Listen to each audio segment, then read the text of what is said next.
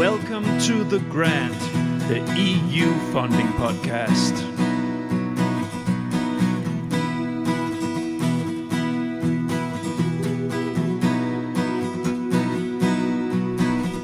The Grant.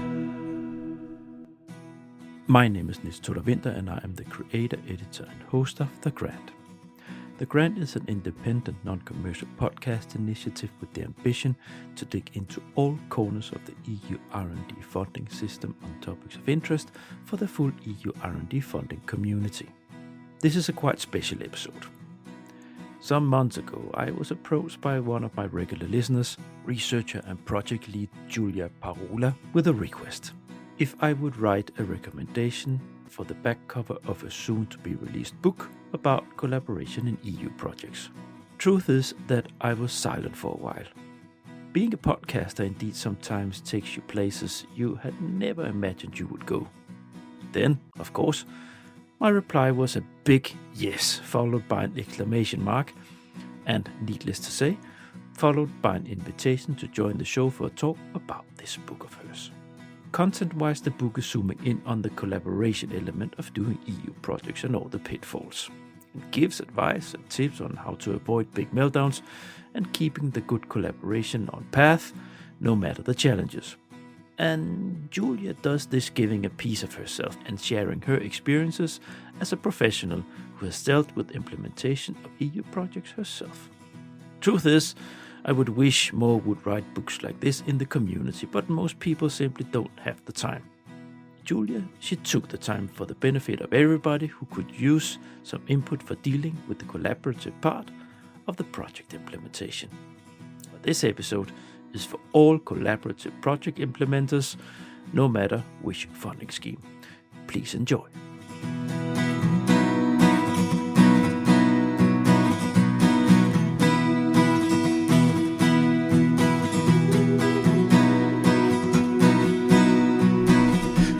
Grant. Welcome to The Grant, the EU funding podcast.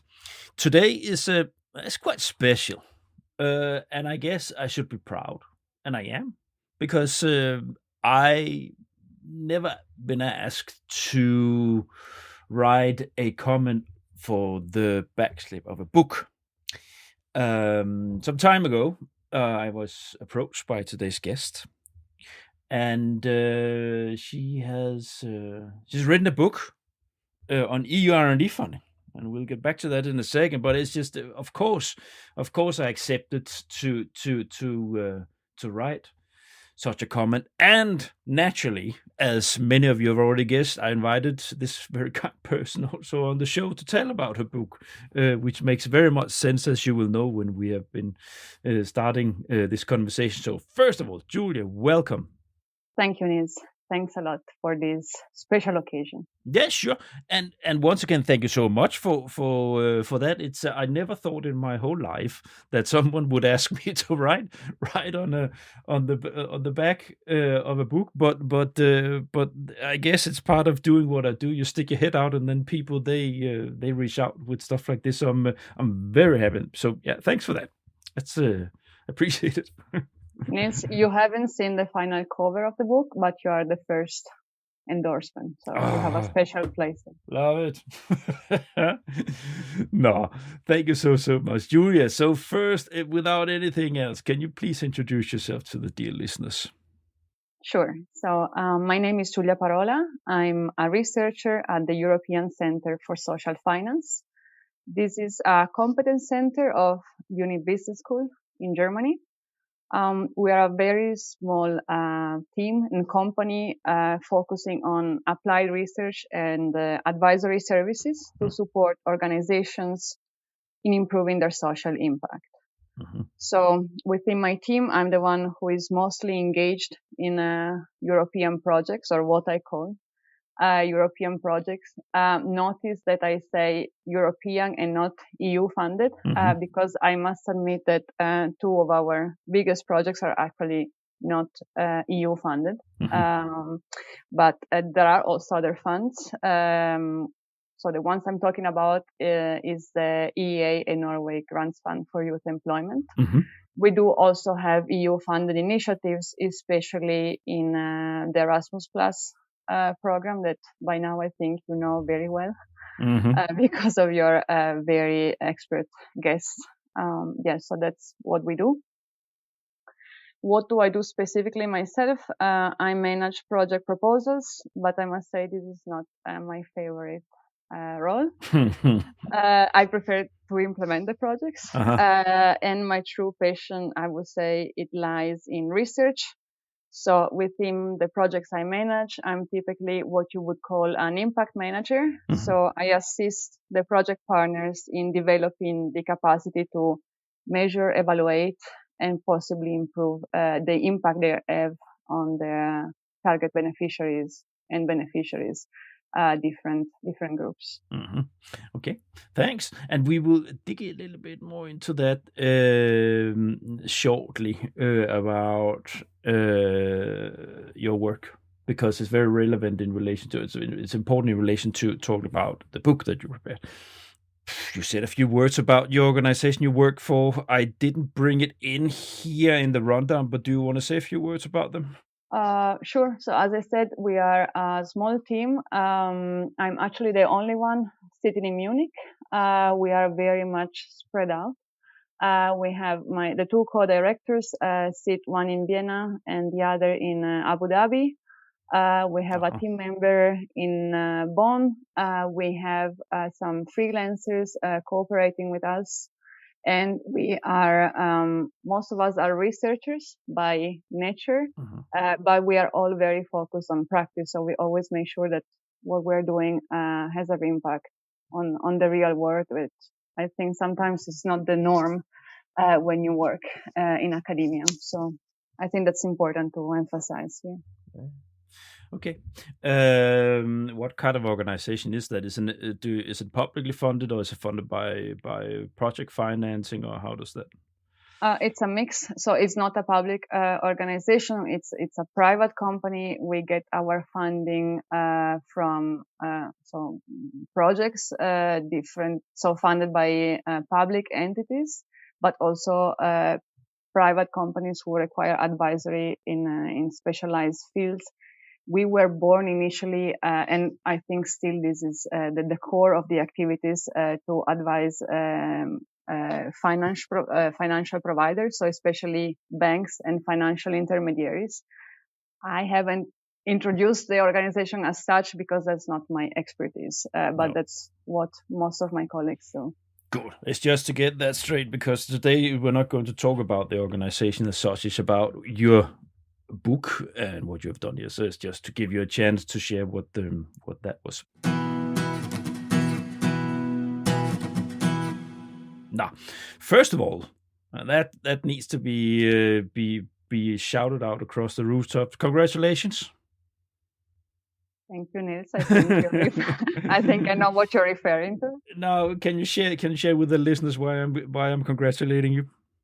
Yes. So yesterday I successfully defended my PhD, which was only 5 years of research, actually focusing on European projects and collaborations within the European projects ecosystem. So fantastic! It's a fantastic entry to what we're going to talk about. Now, you wrote a book.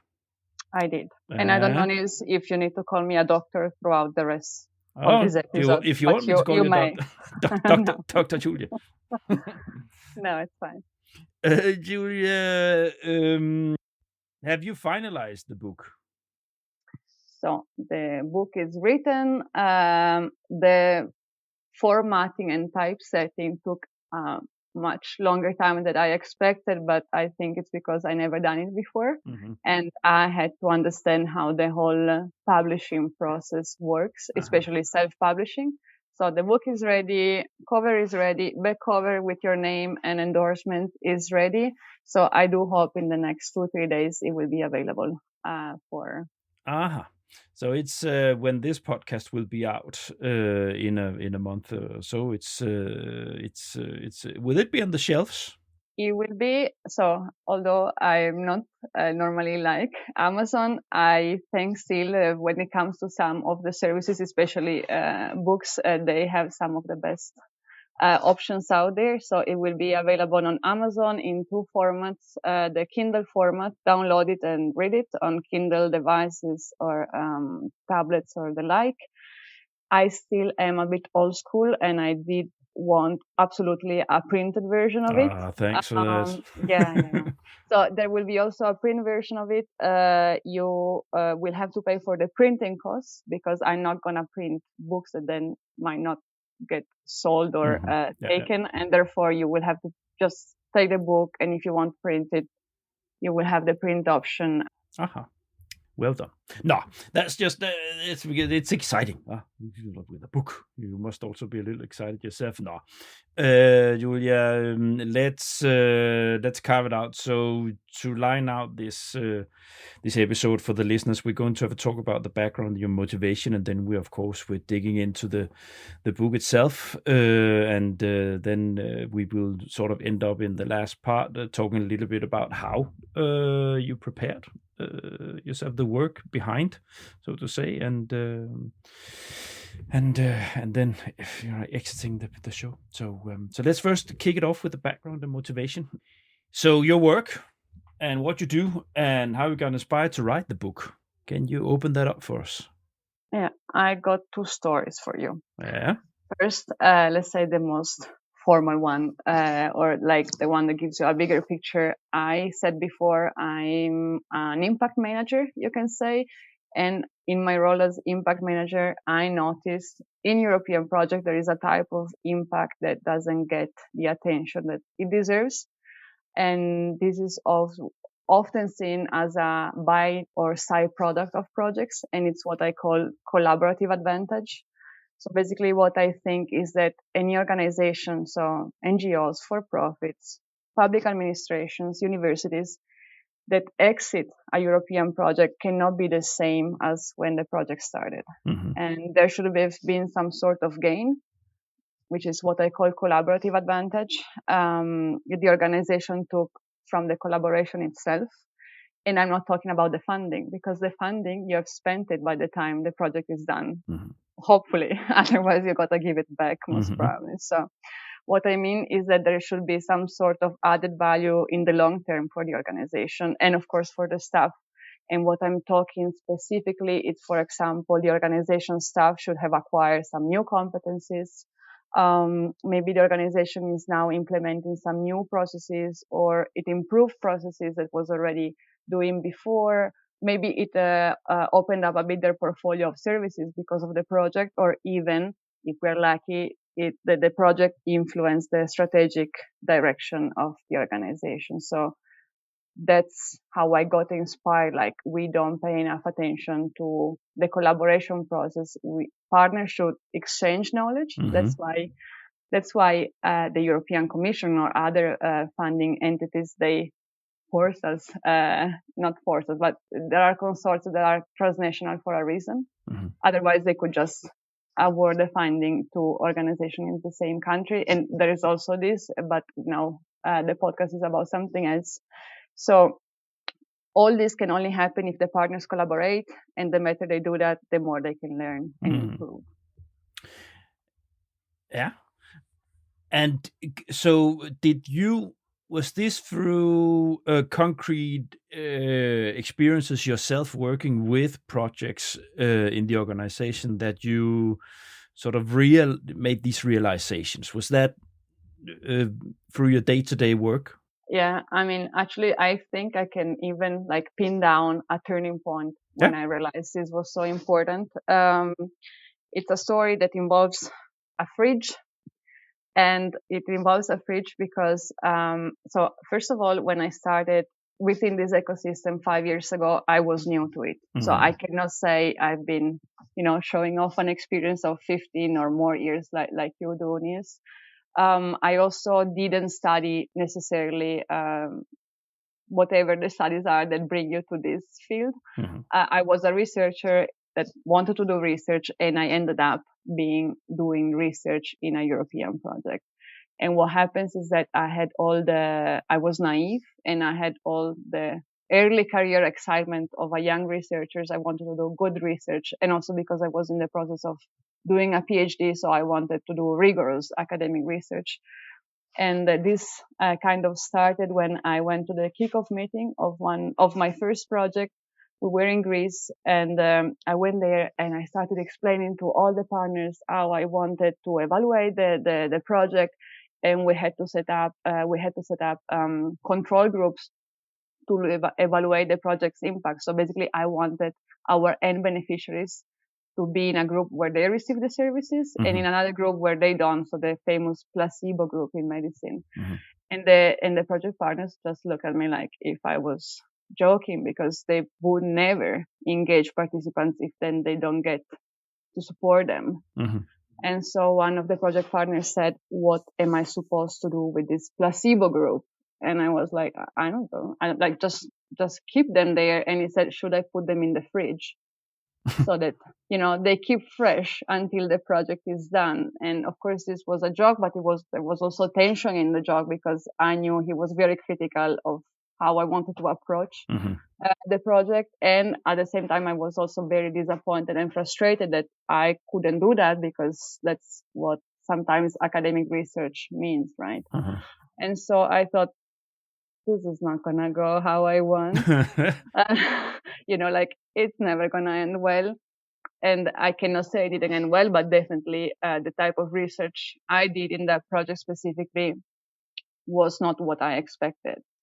And this taught me a lesson, like I could do this much better if I only had approached it a different way.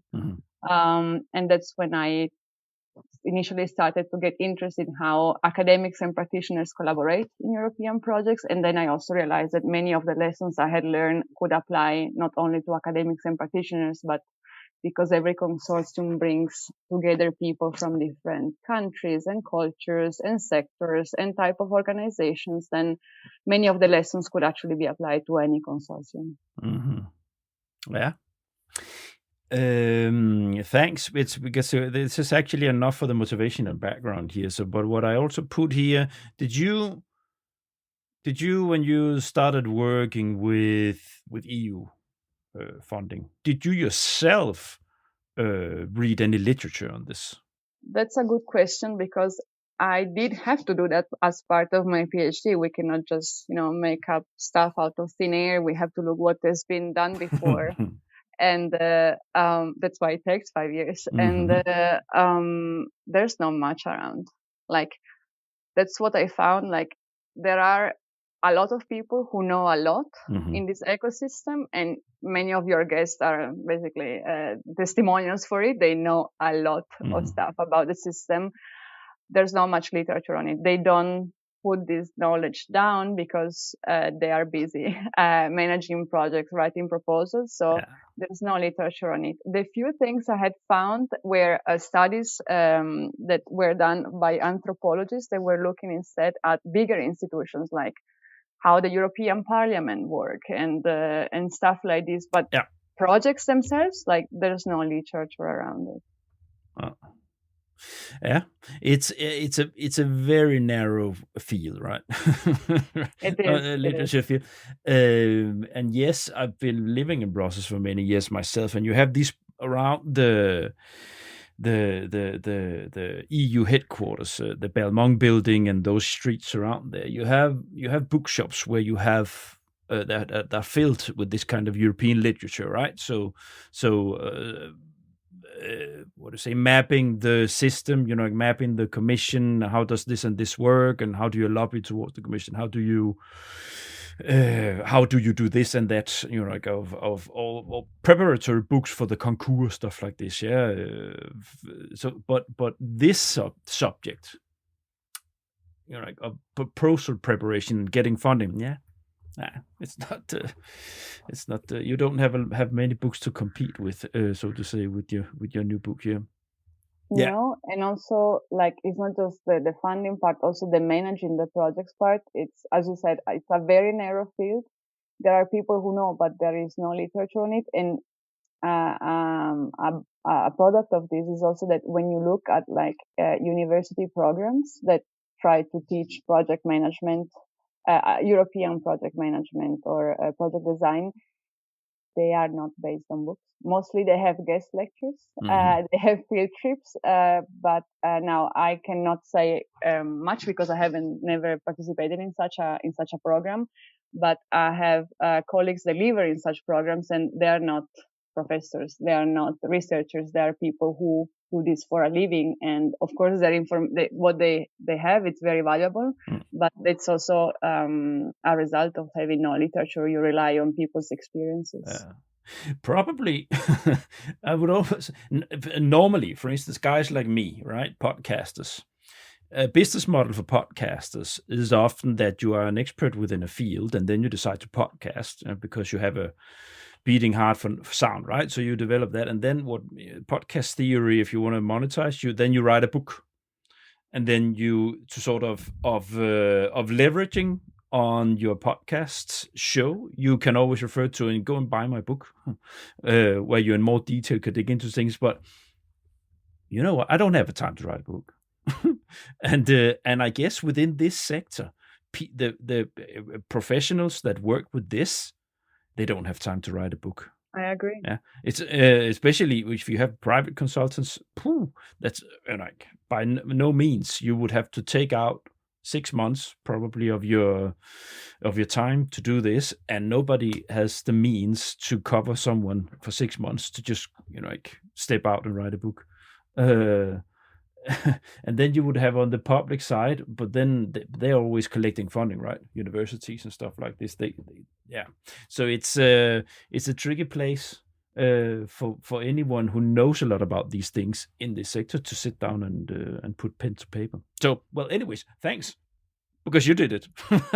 So yes, in a way, not covering everything. Like mostly of what you're like project design and proposal writing, I didn't cover that. I left it out, and it also has to do with my expertise is not that. So I didn't want to say stuff I wasn't sure about. Yeah, but it's also this area is so big that regular listeners like yourself of this podcast knows that I have put myself in for a big one, right?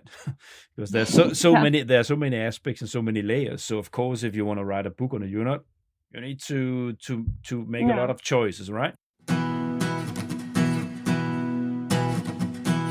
Which is a nice bridge into the key part of this podcast. We're going to talk about the book itself and dig into the content and how we're like discourse and so on and so forth. So now, first of all, what kind of book is this? So this is a short and I hope entertaining read that covers everything what I have wished I had known when I started working in a European project, at least the essentials, like what funds are, what grants are, what is the difference with tender, stuff like this, because this also comes from personal experience. I didn't know where to look for information because there's nothing written. Like you Google, most of the times you land on some American websites that have nothing to do with our system, and you just learn by looking others or asking others. So I wanted the first part of the book to be the essentials, that what you need to know. Everything is condensed there. And then what I also wanted, because of the motivation I explained before, was to explain how to build and sustain successful collaborations. That's why the book is both for novel project designers and managers that want to learn what the whole thing is about, but also for those who already are working in these projects. They could actually learn something new, I think, by learning how to manage these collaborations. Yeah. It's actually one of my own discourses that when I share stuff in this podcast is I really would have liked to know myself before. So sharing the roughness from the sector, sharing how cacophonic things are, for people when they start doing this, to get an expectation, level expectations on what is it actually to do this work, because you have tons of open vacancies on writing proposals, right? And it's just part of a long list of expected responsibilities that people have. So when you come in such a position, you will soon realize that the writing a proposal part is going to overshadow all the rest of the stuff that is in that vacancy because it's so rough now. Yeah. So yeah, exactly. We are on the same page there. Yeah. And what part of the funding process is it covering? So you already shared a little bit about, but what is it you focus on here? So I focus on defining some key elements within the ecosystem because, as I said, I think you know this for sure, even more than me. It's a very special system. Yeah. I bet you wouldn't find it anywhere else in the world. No. There are, of course, professional collaborations in other sectors, in other countries, but Europe is very unique in the sense of all the languages and cultures and traditions that brings.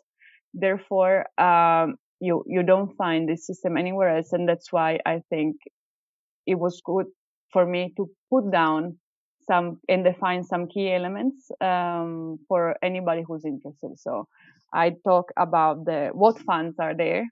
We know the European Union, which is of course the main the main funding entity for European countries, but that's not the only one. So I also wanted to show this. There are other funds, and I know this because I worked mostly with other funds. What are grants? What are tenders? What is a transnational partnership project? What does it mean? Yeah. What roles do exist within this consortium, right? Like what is a project coordinator? What are project designers? What are project managers? What other roles can there be in a consortium? I talked about how you can build a consortium, but I had to leave some stuff out. As you said, like I'm not an expert in everything. And also I didn't want the book to be an encyclopedia. So I talked briefly about how usually consortia are built, but just, like the basics of the process. And of course, there are so many other different ways to do this. And because we have no literature, I just put what I saw and what I've learned in these years. And this is like the initial part. So that would be the funding part. What are the funds and what elements are there within these funds? Also, sorry. Yeah. Okay. I also looked at some of the programs, but I don't go into the specifics. I mentioned them. I also go to talk about I wouldn't say briefly, but I didn't want to be, too critical, but I also talk about the advantages, but also the pitfalls of European projects, and not just at the individual level, like what a project manager can do wrong. It's also like there are some systemic failures, you can say, that I mentioned. So this was not meant to be criticizing at a higher level, just for the sake of it, but it was because sometimes we don't talk about this enough. And so I think this book should also be an inspiration to think more about the pitfalls of how the system is working right now, because I think there is a huge room for improvement, at least in a couple of things. Yeah. It's difficult to talk about the system without stepping into also what challenges is within that. Yeah. So you covered sort of leveling expectations. Then you sort of share a little bit about what kind of funding is available out there, and what then do you take the reader through how to prepare a proposal in overall terms, or how? So the angle I took is the one of the focuses on collaborative advantage. So what I'm looking at is like I kind of maybe just let's step back a little. This also, the book is not made of my opinions, but I think that's also why I can set it aside from many other handbooks that are out there. it's based on research, rigorous research, because I've been studying the system for a while through the years of my PhD. So I can, at least for some of the opinions I have in the book, it's not really opinions. It's more like this. There is evidence for it. So the angle I took is like, how can you establish and sustain a successful collaboration, and what can you do in everyday work to make it better? And so then the core of the book goes on looking at very small things project designers, when they write proposals, or project managers, when they implement project, can do to collaborate better. And what's also nice is that when I started doing this, I then also had a chance to implement all of these practices in one of my projects. Was also a rather big one, and I could then show that actually it works, which is the silver lining here. I know that it works because we have tried it and it looks great, and it also, the hard evidence speaks for itself. If you do the right things, also when you design projects, the whole project will be better, collaboration will be better, knowledge exchange will be better, and hopefully the impact of the project on the end beneficiaries will be better because the partnership worked better for it. You've chosen to go into the machine room of the process. Yeah. The collaboration is the machine room of any project, both malfunctioning and function. Yeah, exactly. So it is correct spotted, and of course you did a good job, so you got a top grade. Probably might also been because of the choice of which filter to look through this. That would be my suggestion anyway. So that's a good start, because it's obvious if the collaboration and the facilitation of the collaboration is not very well, then doesn't matter how good the idea is. It doesn't matter how well the technologies are, how well the work package flow is, how well thought of is the ingenious ideas of how to exploit things. Doesn't matter.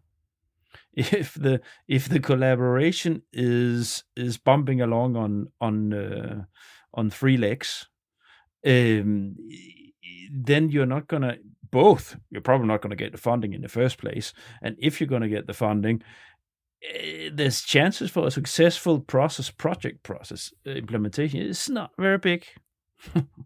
Yeah. Because in this lies, if you have a good well facilitated collaboration, it will also, first of all, it's gonna be a much better idea development and project concept developing phase. Yeah. And from that, if you get the funding, it's gonna be a much better implementation of what you have thought out. So yeah, but that's I don't know if you ever heard the phrase, which I heard a lot when I started working in the system, that the best day of the project is the day it gets awarded. Yeah. Everything that comes after is gonna be worse than that day, which is a sentence that says a lot. Mm-hmm. Yep. Because right. And also I think what you said brings me to a very important thing, which is also one of the core messages of the book. You were saying if you have a person or an entity that can facilitate the collaboration, which is what I think is a pitfall that I emphasize in the book, is that most of the times this burden falls on the coordinator, because everybody expects the coordinator to be doing that job. Mm-hmm. Then project might not work because the coordinator maybe is focused on other things, normally administrative things that are needed to report to the fund. And also nobody explains the coordinators how they can do this. And so there are coordinators that can do this very well. But what the point of the book is that actually this is a completely different role, and also the skills you need to coordinate are different to the ones that you need when building and sustaining collaboration. And that's why one of the roles I emphasize in the book is the one of a culture manager that can facilitate the collaboration. Then, of course, the culture manager could be the coordinator, but doesn't have to be, because there might be people who can do this better. And that's what we tried in the project, where I said it worked, is because we chose, this was also in a way, it sounds somehow innovative, but if I think of it, it's really not. Like when we wrote the proposal, we decided, let's take one company, it was actually a consulting company, and we give them this role. So their whole funding is not to implement activities with a target group, is not to develop work packages. They all think what they're going to do for 3 years is to make us work good together. And that's what they did. Like it sounds stupid, but it really... No, it's great. A great idea. So you went constantly on team building seminars. It's not only that, but there's of course part is the team building, but they did so many more things. Of course, it's a joke. No, but at the beginning it was like are we giving them all this money just like going river rafting and hiking all the time? No, but he wasn't. And I'm really happy. The company is called BB Consulting. They're in Slovenia, and they're a very small team with anthropologists, sociologists, and I'm not sure, I think a manager. And what they do is that they build a system based on partly on the research findings that I had gathered, how to make us work better together. And as I said, it wasn't very expensive because it wasn't only river rafting, but it was many more small things like moderate conflict, meetings where we had to decide on something important. They would moderate the discussions. I have many more examples, and they're all in the book, of stuff that doesn't cost much and that you can do to make the collaboration better. I've seen many different consortia. I've seen many different ideas on how to attack different elements of a project implementation process, but this I've never heard before. But it's a fantastic idea, because it is always on the shoulders of the coordinator to sort of make this element of the collaboration work, with inviting for the social dinner, social events, whatever, in connection with partner meetings, the annual partner meeting, and it's a some might like to do this, but in relation to the constant flow of the actual work, it's seen as an extra. So the coordinator is having as an extra that they think, we have to have this. Oh shit, now we have to book a restaurant for 40 people. Where do I find a restaurant for 40 people? That's good. Stuff like this. I feel like an event office. And having someone who is not just seeing it as a very annoying by task, but actually making it the core element of their participation for the 3 or 4 years it runs. I like the idea, because it's vital for, as I said, it's the machine room. So when things are going well, then you can make it better. And when you run into you will always run into chemistry and issues, also content where there's a conflict, that you have someone who professionally knows how to make that as smooth as possible. It's well done. Well seen. Yeah. Maybe can I add one thing?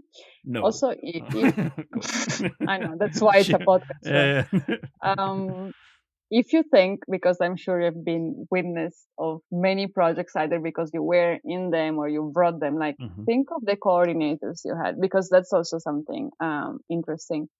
Were they really having the skills to do the social part? Because many of the coordinators, the good ones I had, usually are very skilled in management and administration. So reporting tasks, keeping the deadlines, sending the report on time, communicating with the fund. And I'm not saying they cannot do the other thing, but these are two very different profiles, in my opinion. Yeah. No, but the normal distinction you will have, if it's not the same person, then you will have the technical coordinator and the administrative coordinator, right? Yeah, Often it would be two different organizations. And the administrative coordinator would be the one that's coordinator by name, so to say, and then the technical coordinator will be one of the partners, the lead partners on the technical side. That's it, you know. So it's having this element as a specific. No, yeah, it's like teachers, right? Professors, like just because you're a professor or an educated school teacher doesn't mean that you're actually good in teaching. exactly. Yeah. Yeah, yeah, that's also. Yeah, it's sort of the same thing, it's and just because you are working in a research institute that is very strong in a specific thing doesn't mean that you are strong in every aspect of coordinating a European collaboration project, right? No, like I could have never done like so we decided to give this role a name. Now we call it culture manager because Mhm. we thought this was the best. But you can call it what is water rafting partner, whatever you like.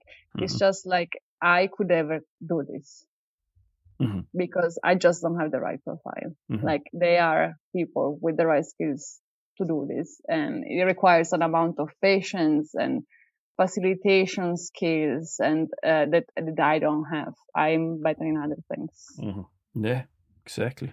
Yeah, it's this, and also something that also came out from the data I have analyzed throughout the 3 years of the project. And I didn't think of it at the beginning because I saw this role as okay, this partner will help us collaborate better. What I wasn't thinking was actually the project I'm talking about had a very high staff turnover because we were mostly women and somehow everybody of us got pregnant at some point Ah, within the project. yeah. So we had almost 40% of the staff change throughout the years, Uh, which sounds bad because you will say, oh, this is going to go, like not really well. But uh-huh. because we had the culture manager, we didn't lose momentum.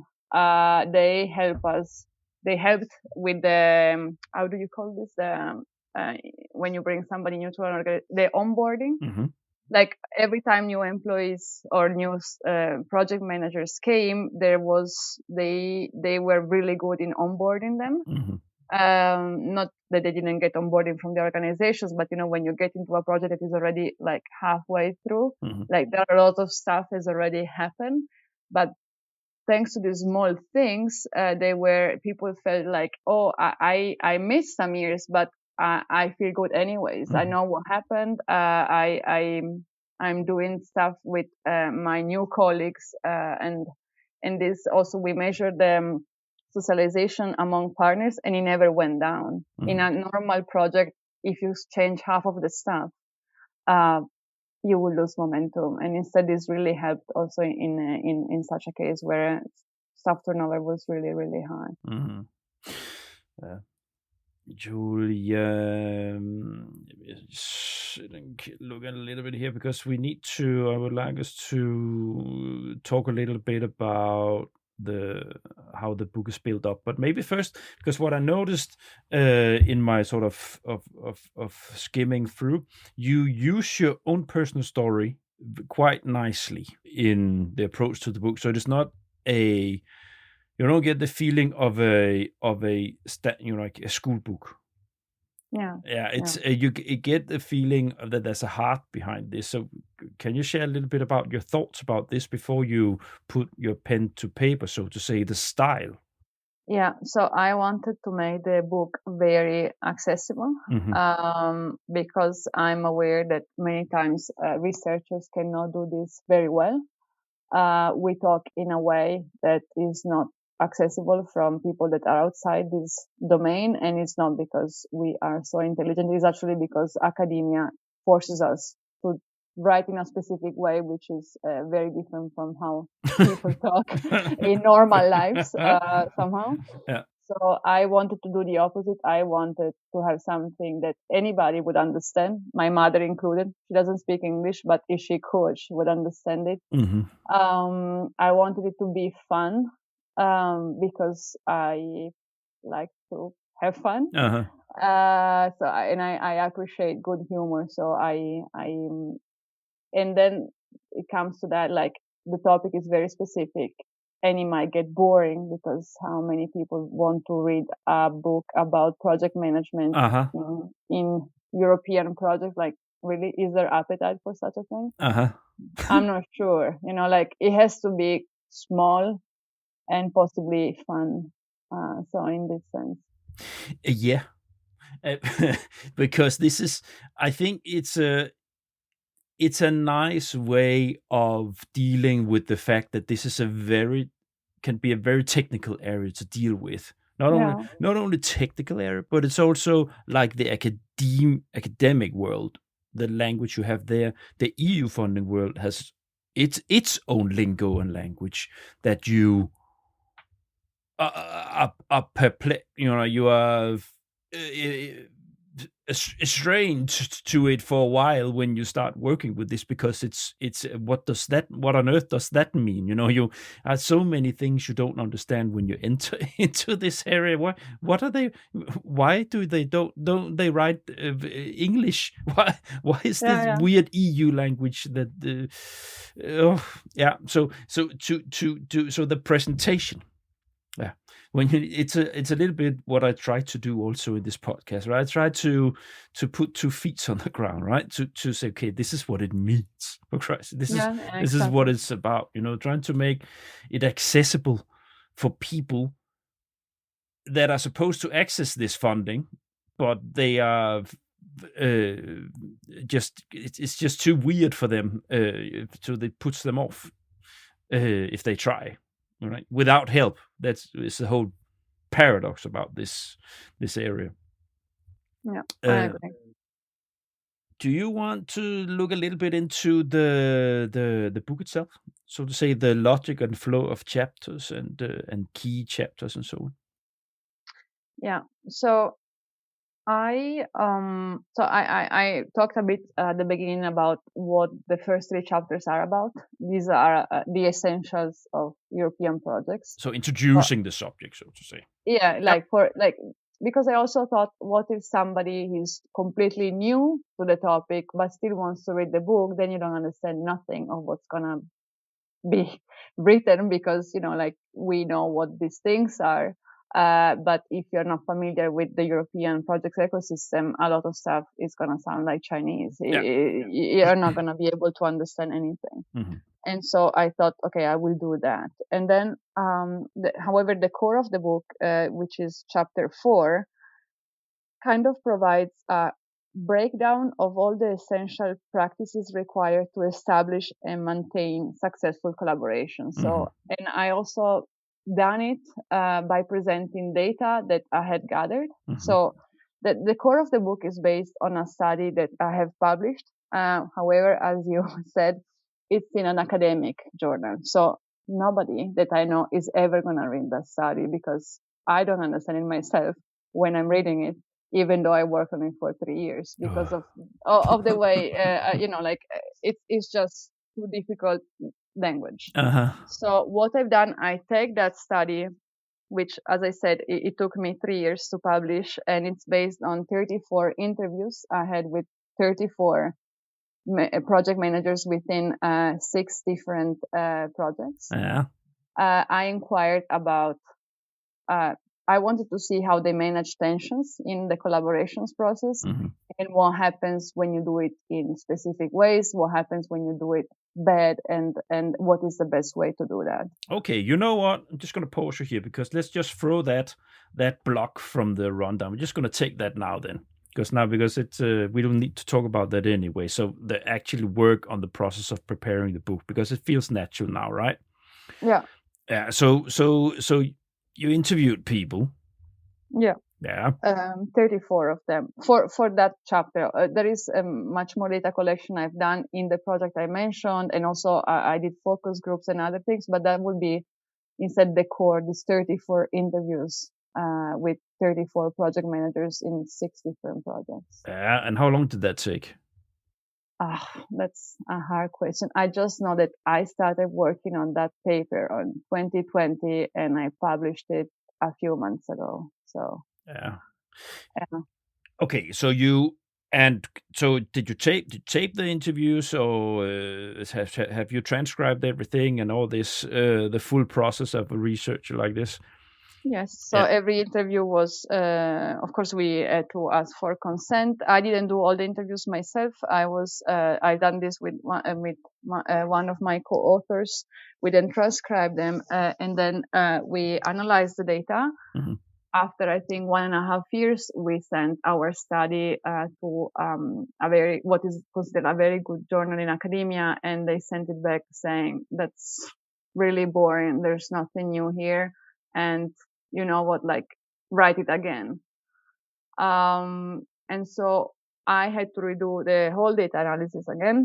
But actually, I'm really happy this happened because I took a different angle and I looked at the turning points. Yeah. So I looked what were the moments of change in the relationships within the consortium, Yeah. and what were the causes for these moments. And I thought I would just find in every consortium a defining moment that changed everything. Mm-hmm. And of course, that was not the case. There were many, many small moments, but they did shape the trajectory that the projects took. So projects that and I could back up the data because I also had collected quantitative data. Mm-hmm. So I looked at the collaboration levels using a scale, and then I connected the qualitative data with the quantitative. So you have to explain a little bit. So quantitative data. So where did you draw that from?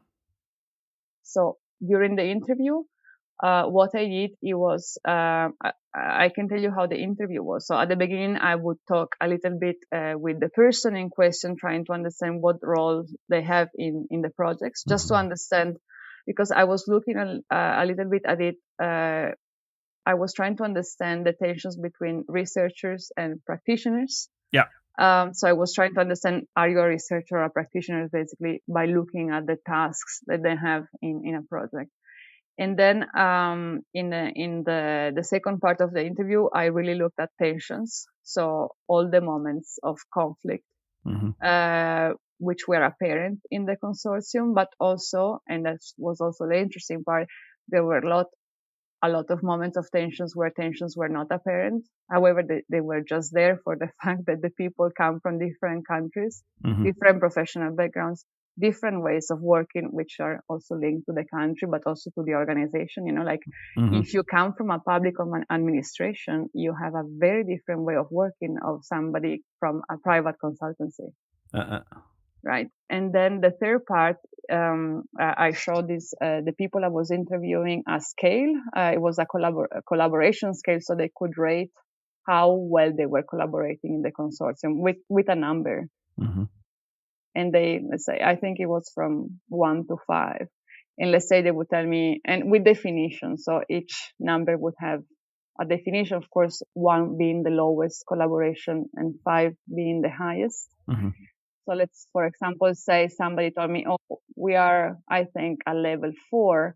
And that's when then I asked them, can you tell me how you got there? So what turning points were there that made you arrive to level 4? And actually, it was quite nice to see that people really could recall events quite nicely. Yeah. And that's how then we could build, I called it in my paper, project chronology. So I would have the whole project evolution. And also it was nice because I had different people talking about the same project. So they also, maybe what they were saying, they were backing each other up. Or they were talking about the same issue, but from two perspectives that were very far away. So that's what we did.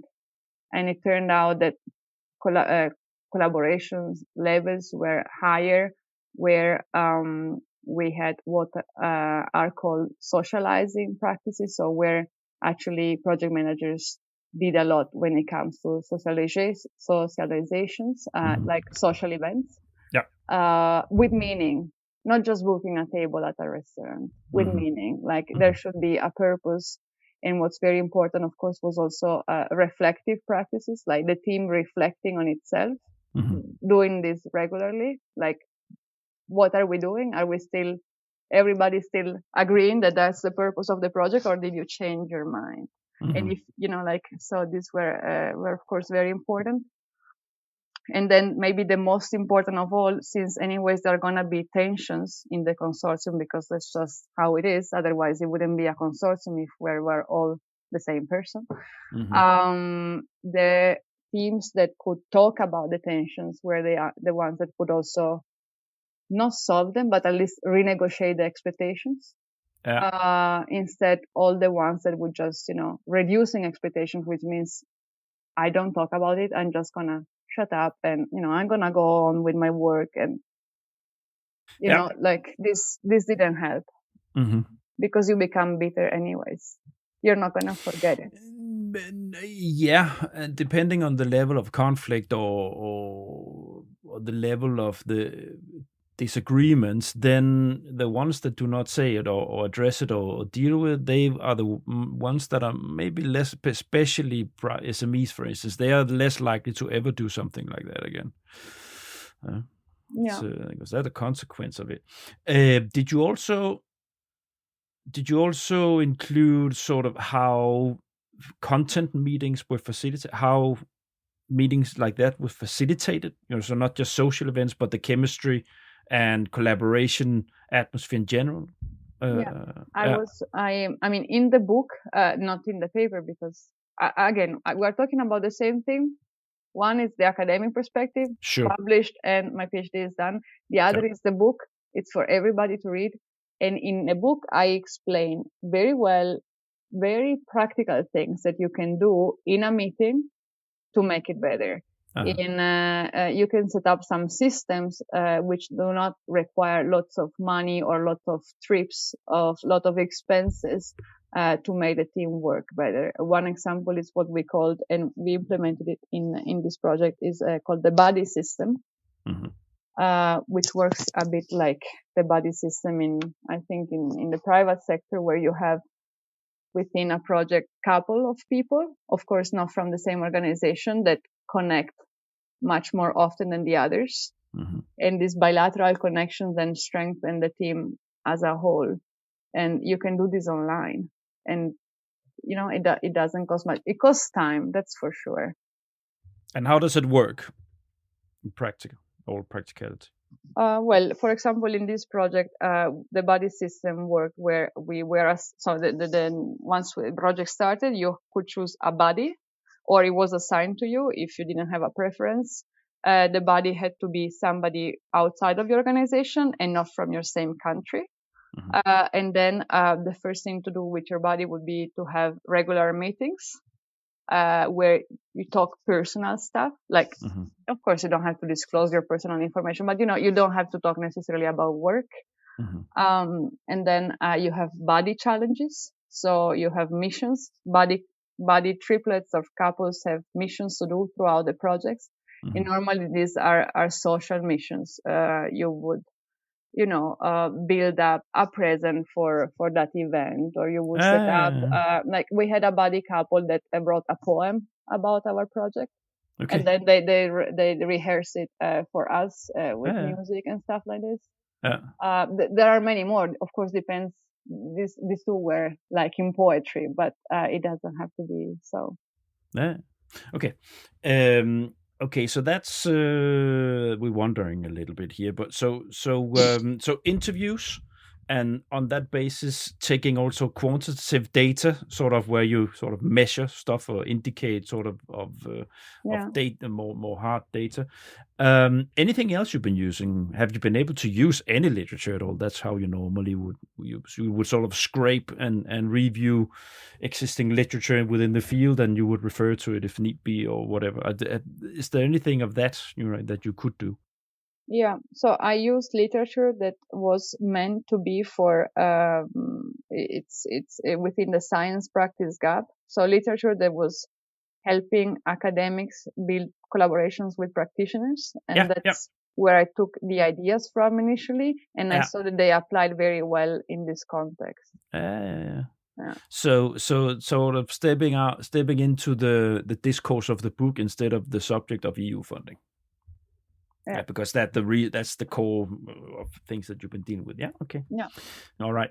Are there anything with this? Before we move on into the flow of the chapters and how you then build the book based on this, are there any important realizations you made along the way when you sort of things you did not expect or things that took a turn in the your initial perception of how the book should be built up or approached? Is there anything in your data collection, your like research, that made you realize, here I have to do this, or I have to put more weight on this or this? I mean, what came a bit as a surprise during data collection is that normally, when you approach people to ask to do an interview or fill a survey, they're not really, yeah, let's do this. I can't wait to invest my time in filling out yet another survey. Or what surprised me, it was more like they wanted to talk so much. No. Okay. Like people were really like, they also, some of them took the occasion to vent a little, like, oh my God, my partners are awful. I can know why this project is done. Like they just, and also of course we guaranteed anonymity. So all the, but also in the book, because I put the real, like I paraphrase a little, but I changed using pseudonym. I can't say this, but pseudonyms. So you can't recognize the people, but they were really happy to have somebody listen to their troubles within the projects. So, and I was surprised because, as I said, I've been doing research for a while, and you always have, when do you have time for this? And instead, like, people were really happy to talk. When have time? I don't. But and maybe it's confirming what we talked about in the beginning, that this is the actual machine room of the process of developing and implementing a project. It's the actual concept of collaboration. Now, okay, let's step into what you then did with the data and your research collection. So to say, did you indicated to me pre-recording that that the majority, 95% of the time, you've been collecting the data and that you needed, and then the rest was a fairly short period of actually writing the book. Yeah, I mean, the collecting and analyzing the data and making sense of it, because when you get all these data, it's like, okay, there is so much here. You have to pick it, like, not, you can't pick and choose, but you have to decide what's your angle, right? Because I could also look at it as a culture thing. Like, is it, that was not my focus. Yeah. So that part was really long. It lasted years, but it was also very rigorous in the sense that I wanted this to be part of my PhD, which is an academic endeavor and has to be at a high quality standards when it comes to research. Yeah. The writing of the book was relatively quick because I knew exactly what I wanted to say. It was just a matter of deciding what is the best way to get my message across. I like to write. This, of course, helps. And so I must say, I think I wrote the book. It's short, but it was maybe less than 2 months to write it all. As I said, it's not a big book, but still, it's the percentage is sort of correct. So that's 2 months. That's very fast. Okay, so when you then started to put pen to paper, had you sketched it out chapter by chapter already?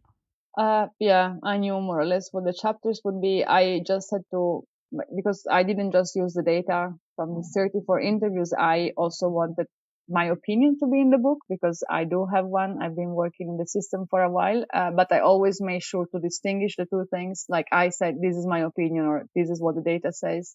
I wanted to have other people's opinions because I'm not the most experienced person in the field. So I tried to have additional interviews with experts in some of the things where I felt a bit more unsure, like consortia building. It's not my specialty. Proposal writing. neither. Funds, am I missing any? Because I haven't worked enough in this to know all of them. I also did a couple of focus groups, especially when I was looking at the problems in the projects as at the system level. I did a couple of focus groups to understand, am I the only one thinking this, or also other people think there is a problem, for example, with evaluating impact and stuff like this. So I went on to collect additional data. But once I had edit all, I had pretty good ideas of what the chapters would be. And yeah, that's probably also why the writing process went relatively fast. Okay. So you mentioned that chapter 4 is a key chapter. That's where you fold out the collaboration discourse and guidance, I guess, good advice on how to deal with the collaboration process. So what happens in the following chapters? Yeah, that's a good question too. So the following chapter, so the 5th, it's looking at what we very briefly mentioned before. Who is responsible to maintain and build the collaboration? Is it the coordinator? Is it somebody else? So I looked at different perspectives on it. What's the best way? I can give now already that there is no secret. Like, I don't know what's the best way, to be honest. I give different options of how you could set it up. But I'm not sure, because, to be honest, this should be studied as well. I don't know.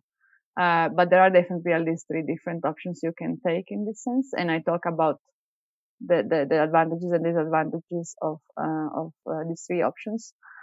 And then in the final chapter, it's like on lessons learned, takeaways, messages. There is still a lot that needs to be done.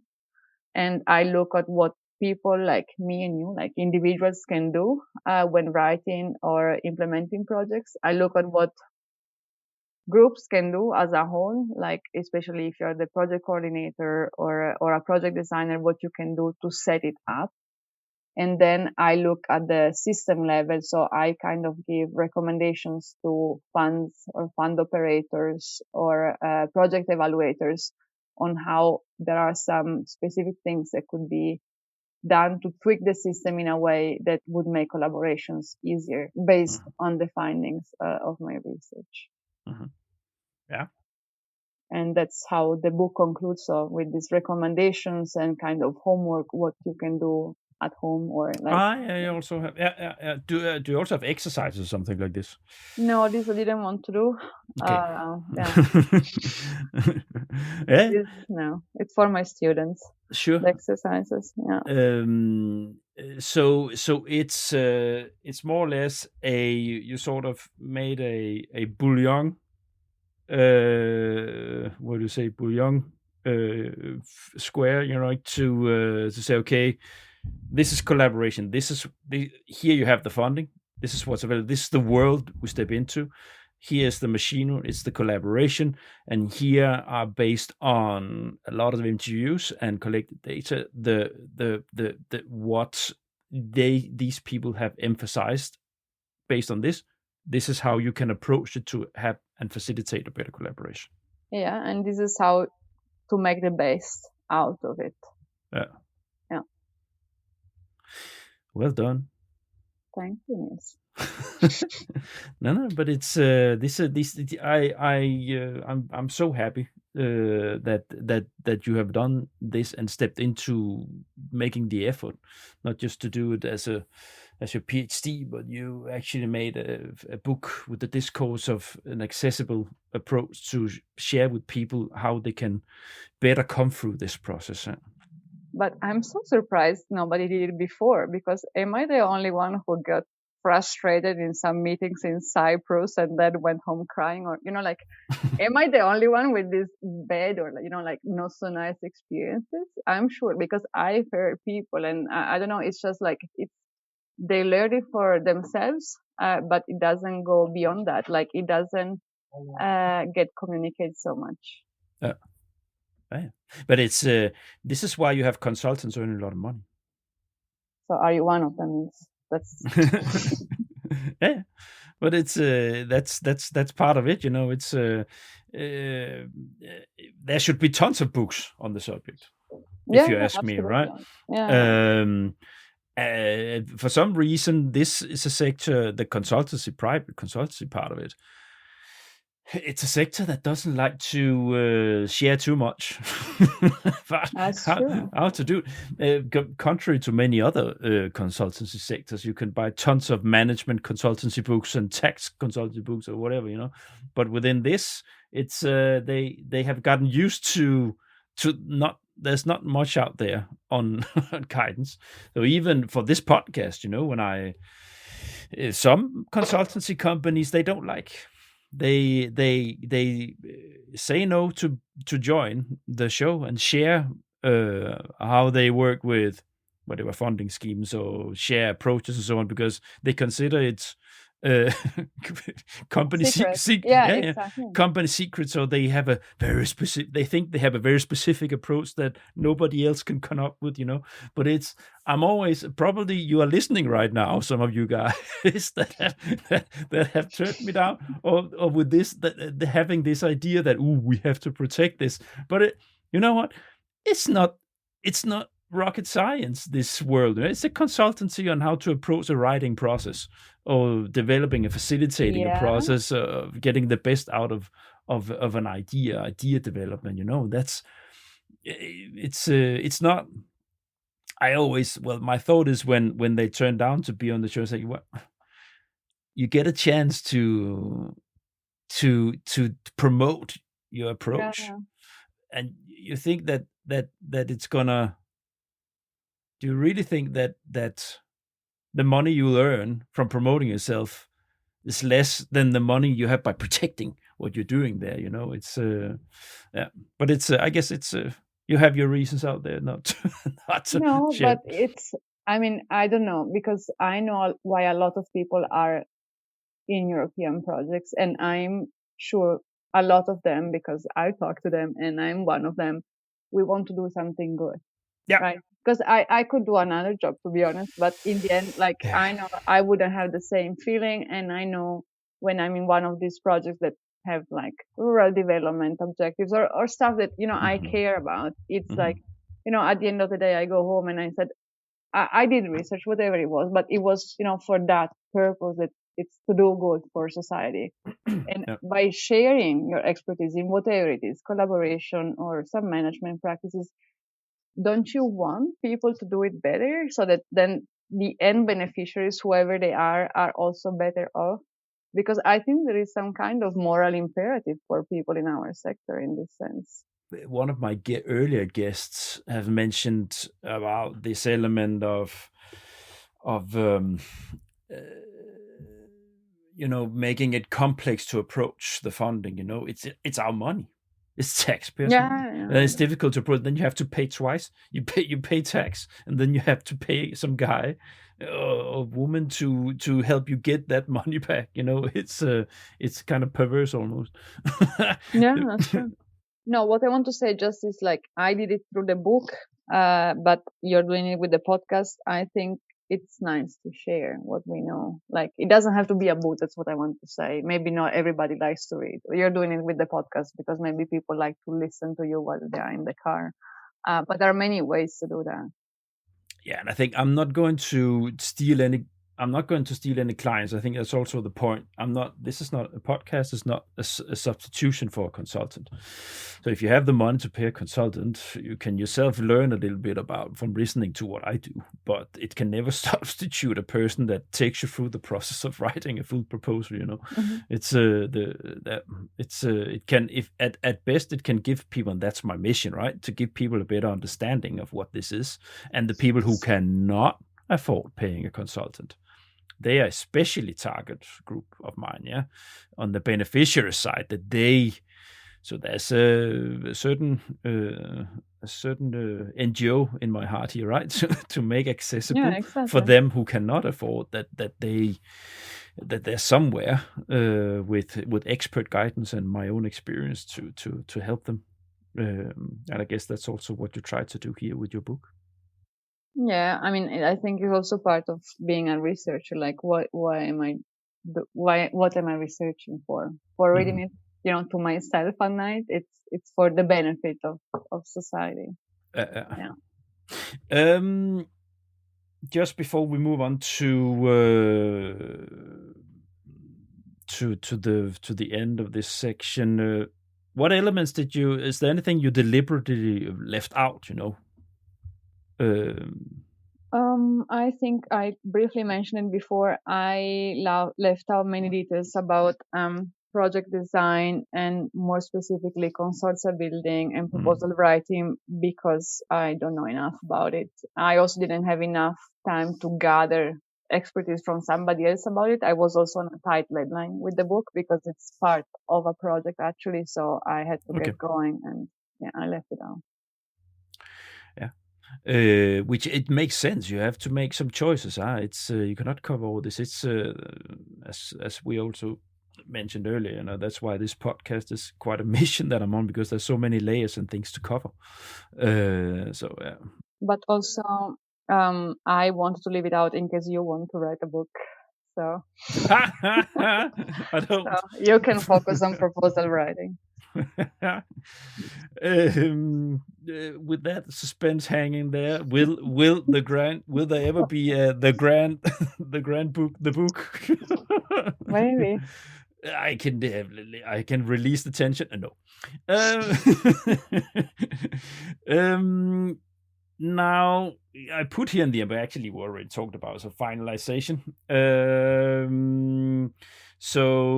And now actually you mentioned it. I didn't think about it when I made the rundown. So this is how you're funded, so to say. You did it as part of a project.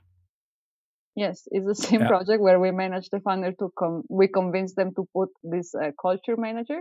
We also, as part of it, was also a study on collaboration, and the book is kind of the result. So it's part of a project. Yeah. So it's sort of meta, right? It's a project about a project. It's a project, fun project. It's not the first time I hear about it. Yeah, of course, it is.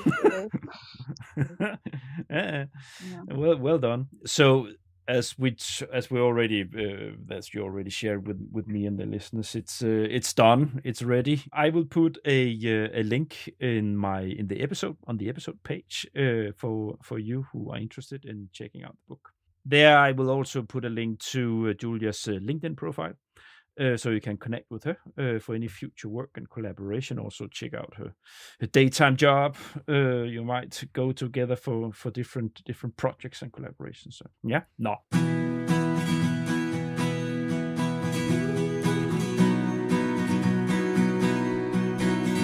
The Grand. We're almost done here. As you know, I love to have regulars on the show. It's so nice. Your toughest challenge. What was the toughest challenge in the process of writing this book? Honest, I didn't want to spoil it before we came to the end, but I had a feeling I spoiled it a little during our talk. But the toughest challenge was translating my research in a way that is meaningful and useful to practice. Oh yeah. Yeah. Which is what researchers should do, if you ask me. And not many do, not just because they're like this, but because of the incentives that universities put on researchers. You've got to publish in specific places and do specific things.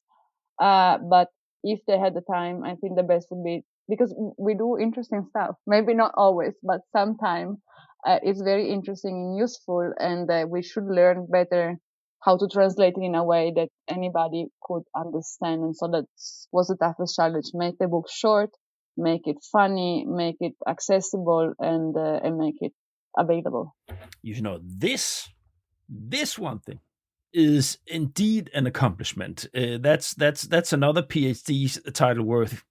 PhD titles in translating academian lingo into an accessible book to read. Yeah, it's indeed and bravo. It's I hail it. Well done. Because it is the what do you say, the eternal story, right? The eternal challenge for the academia, especially very technical parts of academia for people to understand what they actually do. Yeah, because I defended yesterday my PhD dissertation, and I know for a fact nobody would ever read it. Not even the people in my commission read it, more probably, because it's just impossible. But the content, the core, it's exactly what's in the book. That's the nice thing. So, people, you should read that. Done, like not my dissertation. No. Giulia, you know what? First of all, before we end up here, it's not the last time you're here, because I want to make a podcast recording on the topic. Yeah. So collaborating in the implementation part of a project. I am preparing now, sketching out and that's, I guess it's breaking it or something like this. I will be making the grant implementation series. So they'll make a series on how to implement the project. So I would like to invite you to cover this part, the collaborative part. So share we dig a little bit more into the actual, now we've been talking about the book, right? But we dig into the content of collaboration, how you collaborate best with advisors and so on from the findings that you have. So I hope that you would like to join me for that. Yes, I just hope I will have enough interesting things to say, but you will. I hope so. Yeah.